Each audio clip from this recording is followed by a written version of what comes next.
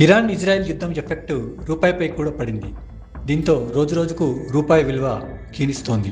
పశ్చిమాసియాలో ఉద్రిక్తతలు మొదలైనప్పటి నుంచి వేగంగా క్షీణిస్తూ వస్తున్న రూపాయి విలువ మరింతగా పతనమైంది. డాలర్తో పోలిస్తే రూపాయి మారకం విలువ తొలిసారి 95 మార్కును చేరుకుంది. ఇంట్రాడేలో 95.22 వద్ద కనిష్టాన్ని తాకింది.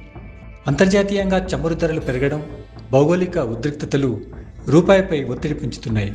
రూపాయి పతనాన్ని అడ్డుకునేందుకు ఆర్బీఐ చర్యలు తీసుకున్నప్పటికీ ఈ క్షీణత మాత్రం ఆగడం లేదు. పశ్చిమాసియా యుద్ధం మొదలైనప్పటి నుంచి రూపాయి దాదాపు 4.1% క్షీణించింది.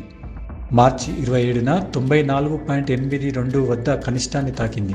ఈ క్రమంలోనే రూపాయి పతనాన్ని అడ్డుకునేందుకు ఆర్బీఐ ప్రతిరోజు ట్రేడింగ్ ముగింపు నాటికి ఆన్షోర్ మార్కెట్లో బ్యాంకులు $100 మిలియన్ వరకే ఓపెన్ పొజిషన్లు ఉంచుకునేలా కొత్త నిబంధనలు తీసుకొచ్చింది.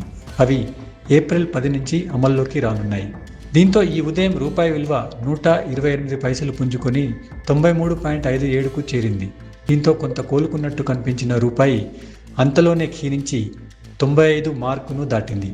పశ్చిమాసియాలో నెలకొన్న ఉద్రిక్తతల కారణంగా బ్రెంట్ క్రూడ్ బ్యారెల్ ధర $115 వద్ద ట్రేడ్ అవుతోంది.